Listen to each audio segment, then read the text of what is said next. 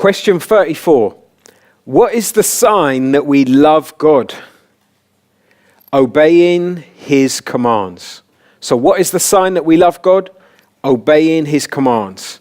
So let's look at John 14, verse 21. Does Jesus say that people love him by merely having his commands?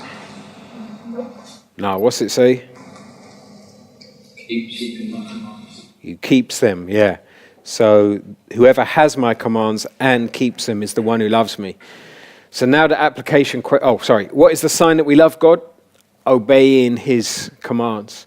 So now you've got the application of, are there any commands you are willfully disobeying? And willfully means you know that you're not supposed to, but you just go ahead and do it anyway.